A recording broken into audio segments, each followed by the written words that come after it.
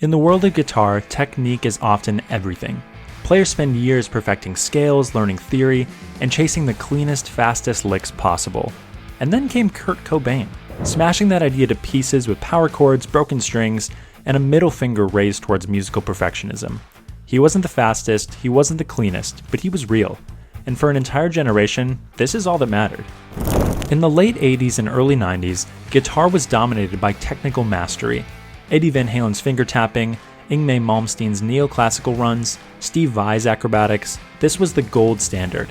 Speed and precision ruled. Then Nirvana dropped Nevermind in 1991, and suddenly the rules changed. Kurt Cobain didn't care about sweep picking or alternate picking or modal interchange. He barreled through songs with raw emotion, downstroked power chords, and let feedback ring out like a protest against overproduced rock. His solos were often off-key, messy, or made up on the spot, and that was the point. He wasn't trying to impress, he was trying to express. What made Kurt's guitar playing resonate wasn't what he could do, it's what he chose not to do. He didn't hide his limitations, he leaned into them. Songs like Smells Like Teen Spirit, Breed, or In Bloom are built on brutally simple riffs. Nothing flashy, just movement and attitude. His solos were often single note lines mimicking the vocal melody, or just chaotic blasts of distortion, and somehow they worked better than any speed run ever could. He proved that emotion was greater than precision, that you didn't need years of theory to write something unforgettable. You just needed something honest to say, and a loud enough amp to say it with. That being said, Kurt Cobain wasn't clueless. He knew how to play, he just didn't care about showing off. He grew up on punk rock, where energy always came before finesse. Bands like the Melvins, Black Flag, and the Pixies taught him that simplicity could hit just as hard as complexity. But he also had a gift for melody.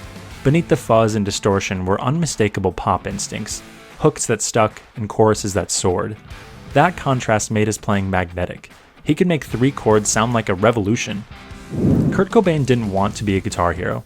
He kind of became one by accident. He gave permission to a generation of kids who thought they weren't good enough to play guitar. He showed them that they didn't need formal lessons or expensive gear. They didn't need to be perfect, they just needed to feel something and play it loud. Kurt Cobain rewrote the definition of what being good on guitar even meant.